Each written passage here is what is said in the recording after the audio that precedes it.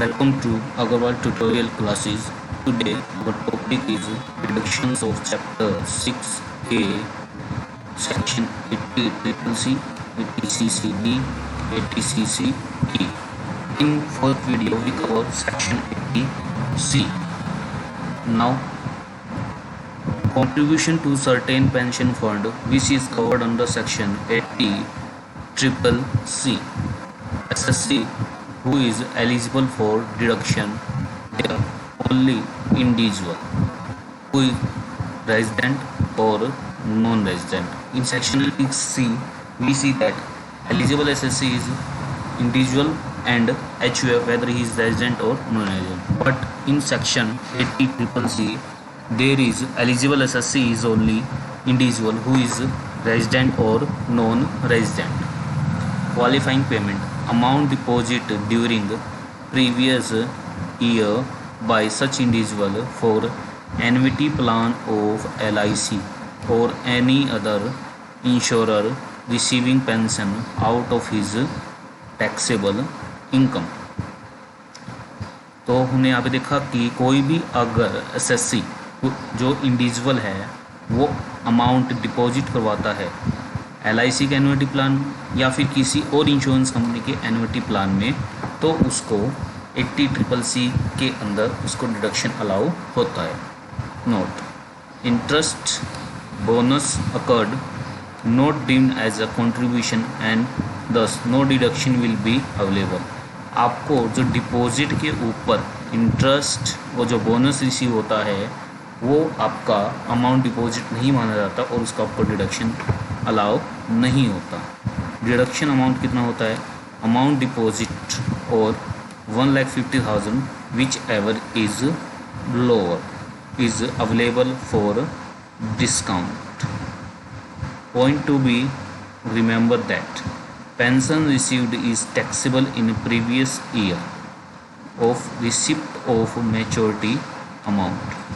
If deduction is allowed under section 80CCC, deduction under section 80C will not be available. अगर आप deduction 80CCC का ले लेते हैं तो आपको 80C का डिडक्शन अलाउ या फिर अवेलेबल नहीं होता.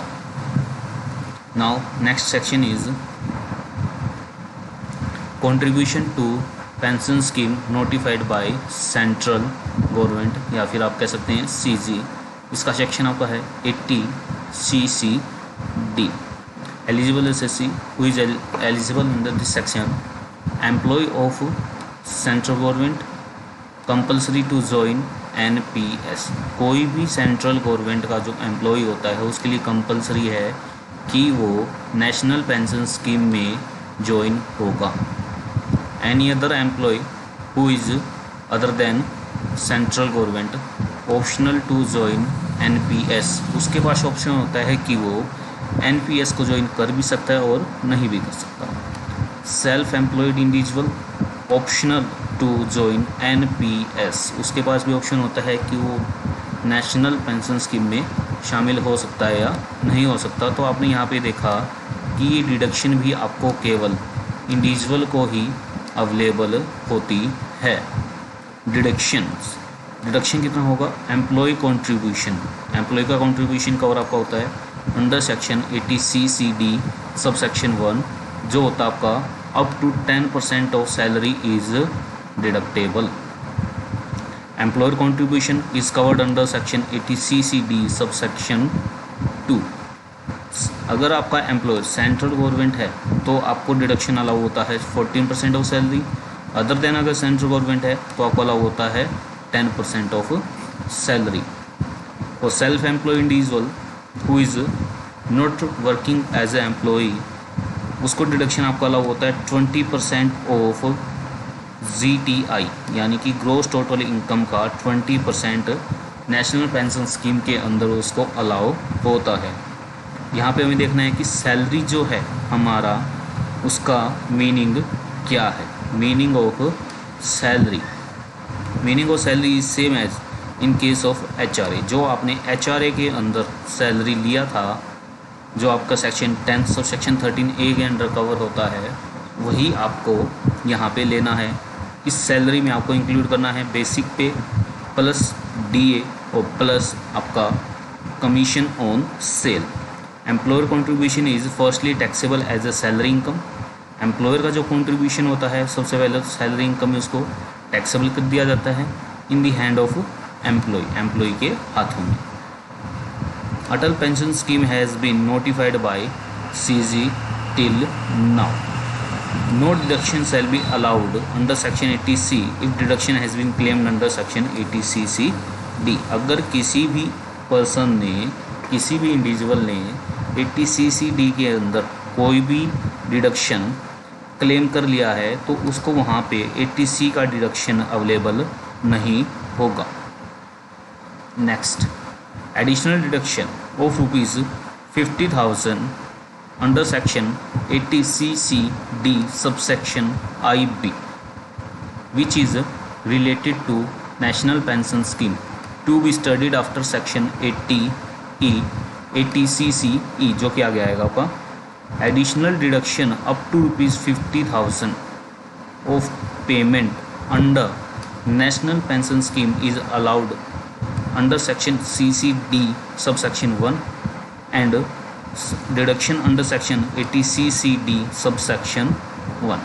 Note: deduction under section 80CCD subsection 1 is subject to overall limit is 1,50,000 under section 80CCE, but deduction under section 80CCD subsection 1B in addition to overall limit of 1,50,000 जो आपको section 80CCD subsection IB का deduction है वो आपको available होता है जो आपकी लिमिट होती है सेक्शन 80CCE का उसके एडिशन के अंदर। यानी कि इसका मतलब ये हुआ कि अगर आप अंडर सेक्शन 80CCE 1,50,000 का डिडक्शन लेते हैं तो उसके एडिशन के अंदर NPS की जो एडिशनल डिडक्शन है 80CCD सबसेक्शन 1B उसका डिडक्शन आप क्लेम कर सकते हैं। Next, taxability of pension receive. अगर आपको पेंशन मिलता है, अगर कोई भी रिटायर्ड पर्सन है और उसको पेंशन अगर मिलता है तो उसके लिए कैसे टैक्सेबल होगा वो देखते हैं।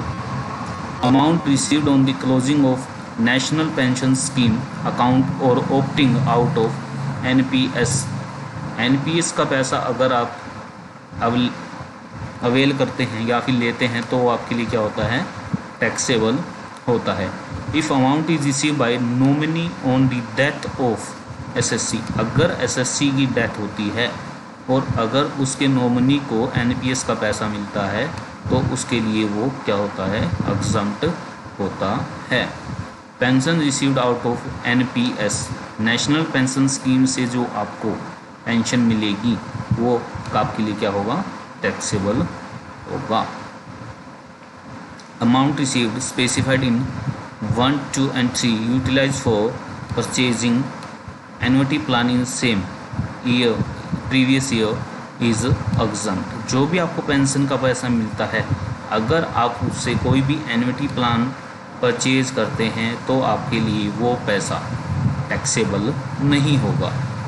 Pension received out of annuity plan specified in 4 is taxable.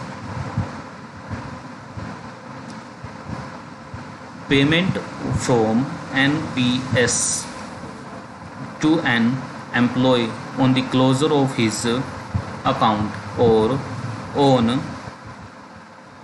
opting out of the scheme, section 10 subsection 12A। ये क्या कहता है कि any payment from NPS,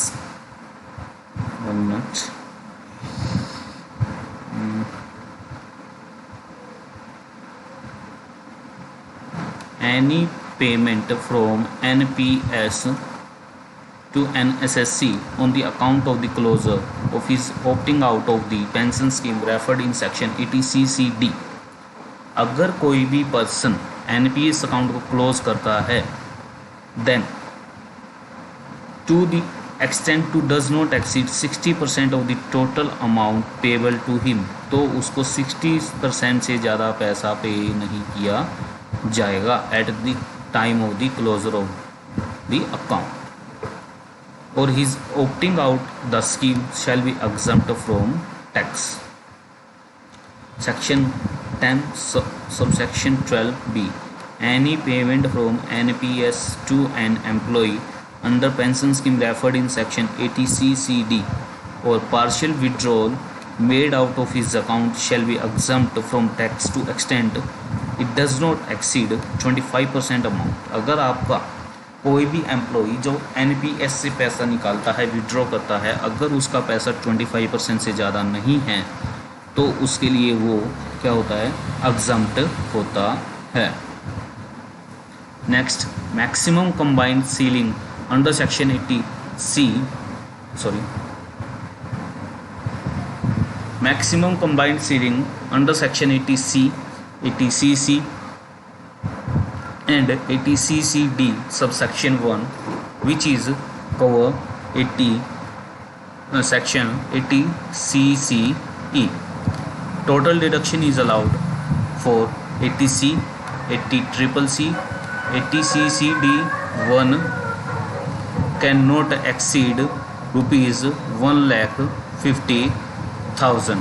Note: maximum limit is 1,50,000 is not applicable to employer contribution which is 80cc(d) subsection IB. In this is an additional deduction of rupees 50,000. Section 80C maximum deduction is 1,50,000. 80CCC there also maximum deduction 1,50,000. Employer contribution CCD subsection 1 rupees 1,50,000। अगर इन तीनों का combine करके आप deduction लेना चाहते हैं तो भी आपको मैक्सिमम डिडक्शन जो अलाउ होता है वो आपका 1,50,000 होता है। एडिशनल डिडक्शन जो आपको होता है वो आपको अलाउ होगा 150,000 जो कि आपका कवर नहीं होता अंडर सेक्शन 80CCE। एम्प्लॉयर का कंट्रीब्यूशन जो होता है 80CCD सबसेक्शन 2 वो आपका अलाउ होता है 14% in case of central government and 10% of in case of other employer of salary. There is also no maximum limit under section 80CCE। Thank you for watching. Please like our video, subscribe channel and share this video to your friends. Thank you.